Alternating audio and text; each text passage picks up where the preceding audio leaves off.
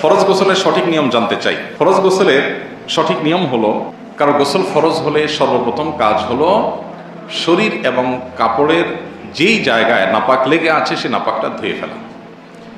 কাপড়ের লাগলে সে কাপড়টাকে আলতো করে কাপড়ের যে অংশে নাপাক লেগেছে সেই অংশকে ভালো করে দিয়ে নাপাকটা দূর করে ফেলা।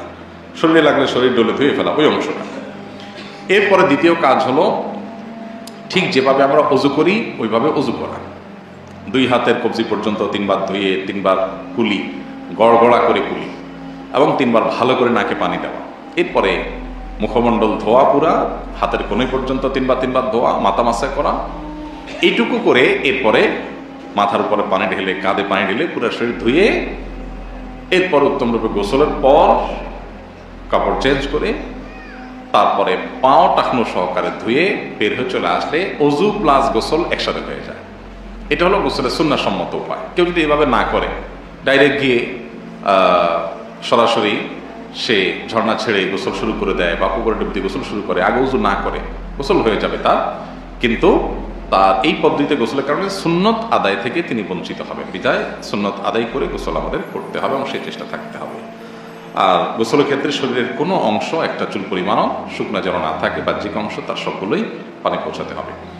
কি কি সমস্যার সম্মুখীন হলে একজন মানুষ তায়াম্মুম করবে, তায়াম্মুমের সঠিক পদ্ধতি জানতে চাই। যখন কেউ পানি ব্যবহার করতে অপারগ হবে, পানি আছে কিন্তু ব্যবহার করা যাচ্ছে না। কেন যাচ্ছে না? হয়তো পানি নেওয়া যাচ্ছে না, নেওয়ার কোনো উপায় নেই, অথবা পানি আছে কিন্তু এটা ব্যবহার করলে এত ঠান্ডা পানি যে এর ফলে জীবন হুমকির মধ্যে পড়ে যাবে, এরকম ঠান্ডা, অথবা যেখানে আছেন সেখান থেকে বহুদূর পথ, এর মধ্যে পানি নেই, এরকম পরিস্থিতিতে যেখানে নিরুপায় উজু করা, সেরকম পরিস্থিতি কেউ চাইলে তায়াম্মুম করতে পারে। তায়াম্মুম কি?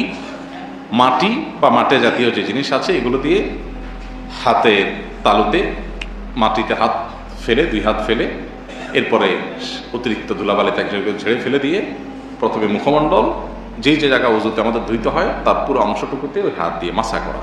অনেক ধুলাবালি থাকা জরুরি না, হাতে ধুলাবালি দেখা নাও যায় তাও তায়াম্মুম হয়ে যাবে, মাটিতে হাত মারলেই হবে। ঠিক একইভাবে দ্বিতীয় দফা আবার মাটিতে হাত মেরে 2 হাত যতটুকু ধৌত করতে হয় কোণে সহ, ডান হাত বাম হাত মুছে ফেললেন, বাস তায়াম্মুম হয়ে গেল।